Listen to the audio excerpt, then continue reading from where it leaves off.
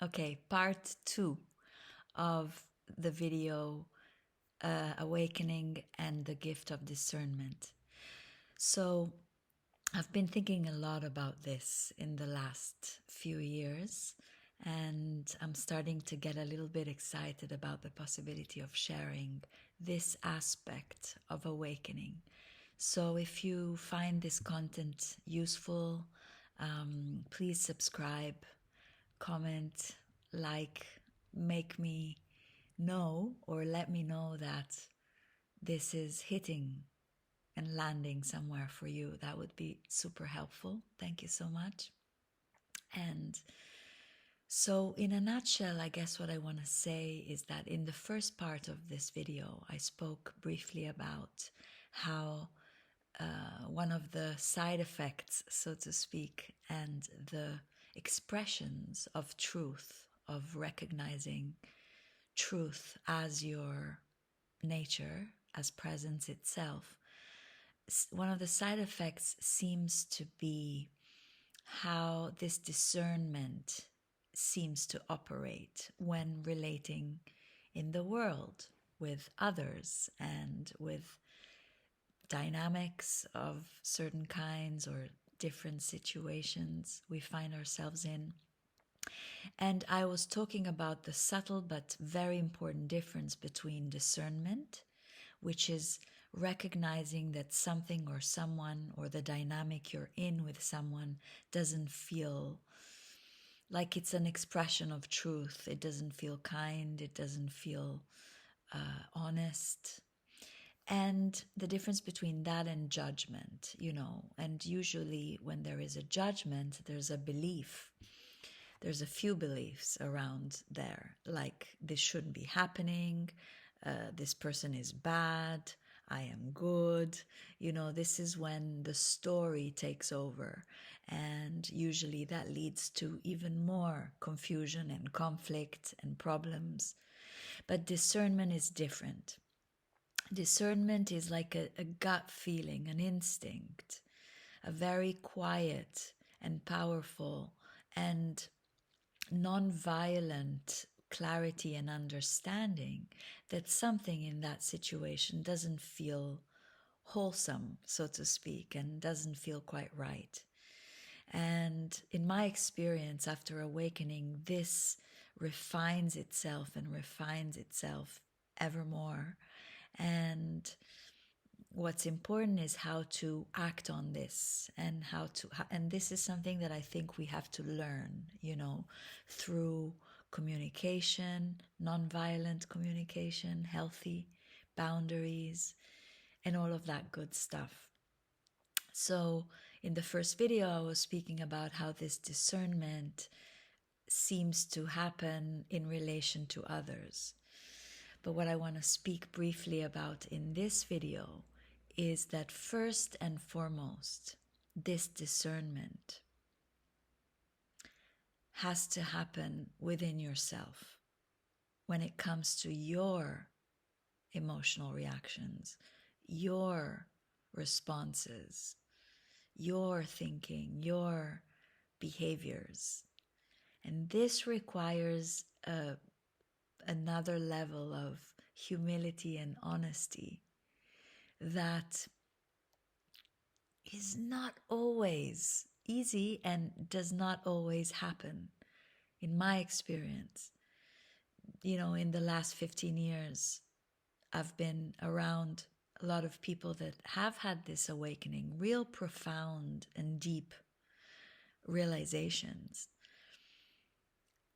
And yet, this sort of self-investigation, self-inquiry, emotional honesty with oneself and one's own vulnerabilities is not something that is necessarily, obvious, because we have blind spots. We don't always even know that maybe some of our behaviors or some of our relating is coming from a deep sense of maybe shame or a feeling of being inadequate underneath.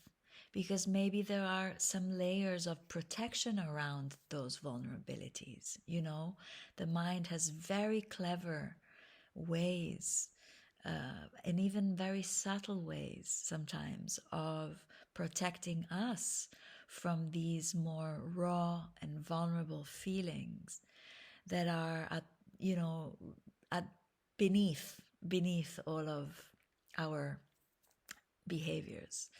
And if one goes to therapy, or if one has had some training in therapy, or if one is interested in this sort of emotional life of ours, in our personalities, which, you know, have been there for decades, and awakening to presence does not immediately make all of this material accessible and obvious.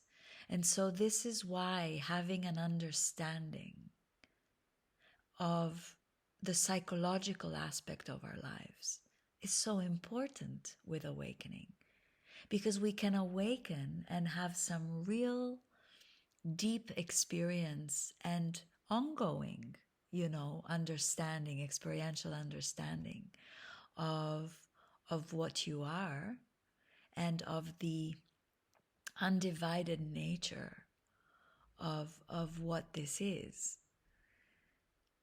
But then there is something called everyday life and relationships and challenges, real life challenges. And how does all of this incredible understanding of the nature of what we are, how does that translate into all of this everyday life? And so to have a real emotional honesty, and I would argue an understanding, a basic understanding of psychological dynamics and our patterns, our schemas, and our protection modes. You know, a basic understanding of how humans operate, and how shame operates, and how the separate self operates ever more subtly. That can then allow us for the greatest discernment of all, which is not in relation to others, but in relation to ourselves. And where is it that I'm not fully being honest with myself? Where is it that I'm justifying certain behaviors because I don't want to go to the deeper layer of shame, maybe, or a sense of inadequacy, or a sense of terror that would otherwise shift my whole idea of myself in the world. You know, this is really stuff that is not for the faint of heart. You really want to be in love with truth for this kind of work, you know, and devoted to truth. And in some ways, it's not a choice you make. It really isn't. You either find yourself looking at this more uncomfortable and subtle stuff, or you don't. And sometimes a kind friend, or someone you meet along the way, or a challenge in life, you know, puts you in front of this reality, whether you want it or not. And sometimes you're forced to look at certain things because maybe your relationships are falling apart, or because, you know, there's something that is not sitting quite right with you. And so you're like, okay, let me go and look deeper here. What is it that I am not fully discerning here? What is it that I'm not fully seeing? Or what is it that I am very cleverly, skipping around, or justifying, or even overcompensating, you know, with maybe subtle superiority, or avoidance, or judgment, or explanations, while really if I'm honest, if I'm humble enough to surrender to what's really going on, then maybe I can discover